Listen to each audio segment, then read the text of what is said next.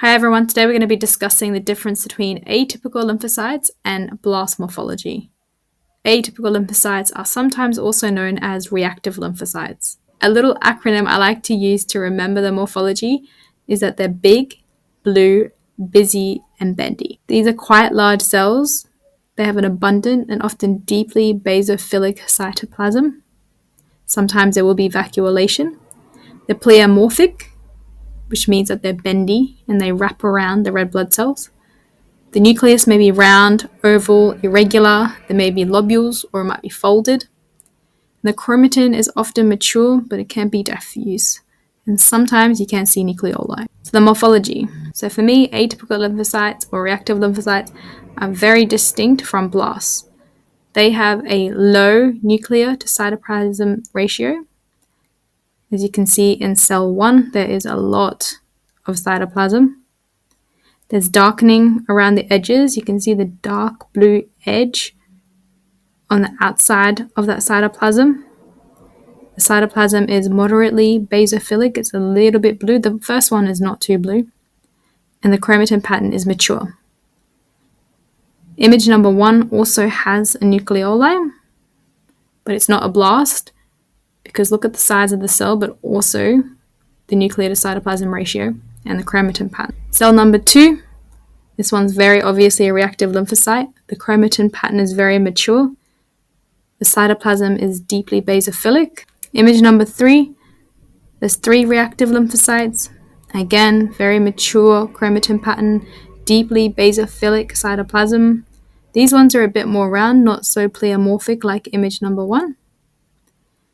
And the cell on the very right also has some nucleoli, but it's still an atypical lymphocyte. Now looking at blasts, if you look at image number 1, has a high NC ratio. So the nucleus to the cytoplasm ratio is really high. There's not much of a cytoplasm. The chromatin pattern really stands out here. It's really fine. The cytoplasm is moderately basophilic, and you can see there's a few cells there with nucleoli and a little bit of vacuolation. Look at the shape of the nucleus as well. Image number 5, it's got a very scanty cytoplasm. You can barely see the cytoplasm in this. The chromatin pattern is fine, and the nucleoli in the center. Image number 6, the NC ratio isn't as high as the others, but the chromatin pattern, what gives it away here, is quite fine, and the nucleoli is very prominent in the center. And the cytoplasm isn't too basophilic either. Image number 6 is a little bit tricky, but it is a blast. And what you want to do is you want to be looking at the whole picture of the blood film when you're assessing morphology, not just a single cell. All right, your turn. What do you think each of these cells are? If you guess blasts, atypical lymphocyte blasts, you're correct. What about this one? If you guess atypical lymphocyte, then you're correct. Remember that acronym? Big, blue, busy, and bendy. The reason we say it's busy is because of the moderately basophilic cytoplasm, which means that the lymphocyte is busy creating proteins and antibodies to fight off the infection. What about this one?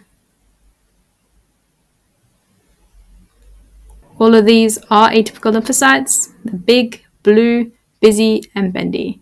We have the mature chromatin pattern. They're pleomorphic, they're bending around the red cells, and the cytoplasm is blue. And the nuclear ratio is also low. That's it from me today. Let me know if you enjoyed this video.